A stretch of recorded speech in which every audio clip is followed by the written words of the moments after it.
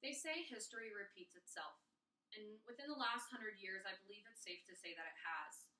In the 1900s, our country has faced some of the worst droughts of all times: the Dust Bowl, also known as the Dirty 30s, the dry 1950s, the Northeastern drought, the devastation of '88, and finally we come to today's drought. The Colorado River drought is now the most endangered river of the United States. Now, the drought of the Colorado River has affected more than meets the eye. It's not just a river drying up. It's a snowball effect from the plants and animals to the farmers and grocery growers. And being a resident of Colorado, I know firsthand the damages the drought has caused to this state and the surrounding ones as well. And as a mother, I am concerned for my daughter and her generation and fear what the effects could be if nothing is done to help improve this drought.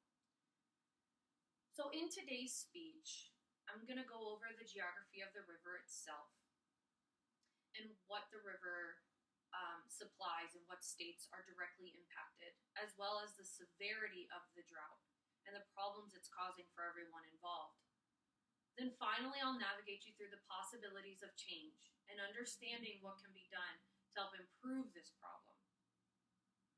So being called the Colorado River, many may assume that it resides only in Colorado, when in fact the river travels through many different states. According to Colorado River Setting the Course, more than 33 million people across Arizona, California, Colorado, New Mexico, Nevada, Utah, Wyoming, and Mexico depend on the river for their water supply. Now, the Colorado River is divided up into two basins.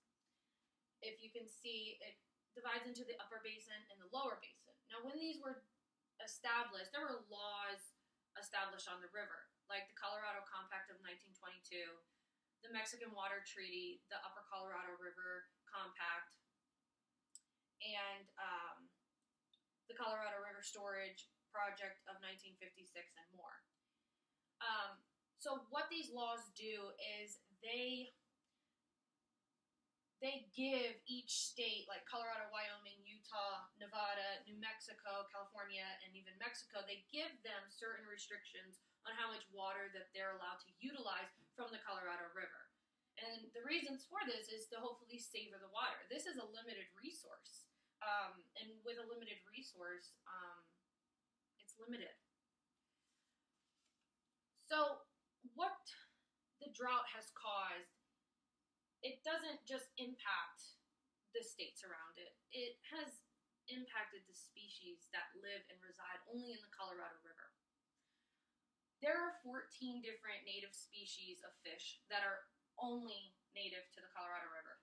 4 of them today are now endangered. The humpback chub is one of them. The bony tail fish is another. The peaky minnow, which is the largest minnow of the minnow breed or kind. And also the razorback sucker. Now, it's not just fish that are endangered now. There are 4 native tribes of the Colorado River. They are the Mojave, the Chimichuvy, the Hopi, and the Navajo. And all these Indians live and survive off that Colorado River. So the drought is really affecting everybody involved. Now, you may think, why does this concern me? How does it honestly affect me? I'm all the way in Florida. Well, it does. The Colorado River supplies, in the months of December and January, it supplies the entire United States with lettuce. So that's a really high demand. And with this high demand, if we're not replenishing the river, a drought is bound to happen. Now, up until 16 years ago, the Colorado River never met the Sea of Cortez. Now, the Sea of Cortez, back on the map, is the end. It's where the river meets the sea. And that's how the river was replenished. But because the drought has occurred, there's no replenishing. And because we are lettuce farming, to supply the entire United States with lettuce, and we're also hydroplanting for electricity. So with all of this use on the river and pulling all this water supply and not replenishing it back, the drought is definitely getting worse. And this is what has happened. The white ring around this is Lake Powell. This is what is called the bathtub ring. And this is the best picture of what the drought actually looks like. Pete McBride from National Geographic, he did something amazing. What he did, it was a project called Minute 319. And him and Mexico, and obviously National Geographic with their team, they came together and they tried to fix this problem. This was the delta that I mentioned earlier that never reached the Sea of Cortez. This was what it was up until last year. It was dry, absolutely no water. It was a drought.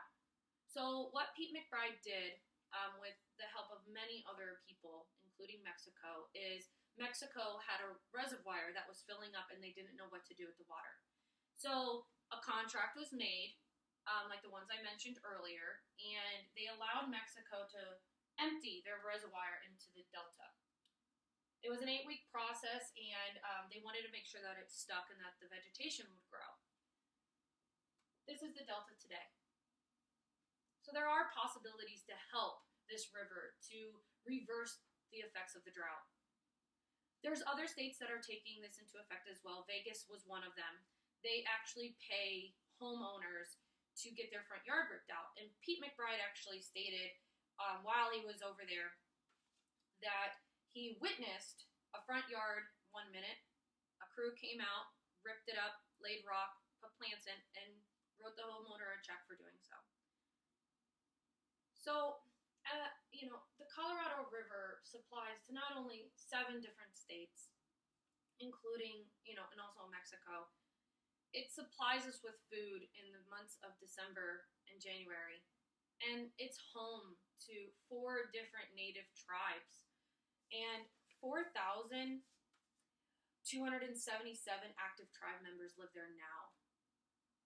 So if we're wanting to enjoy this 1,450-mile river of amazing views and great opportunity for fun, or if we're wanting to save that humpback chub or help the Navajo Indians, then we need to start working together because there is hope, just like the Delta River. There is hope to fixing this problem. And just remember, whether it's one person can turn into two people can turn into 3, and 3 and so on. No matter how small the contribution is, it's worth it. It's worth it to have this river.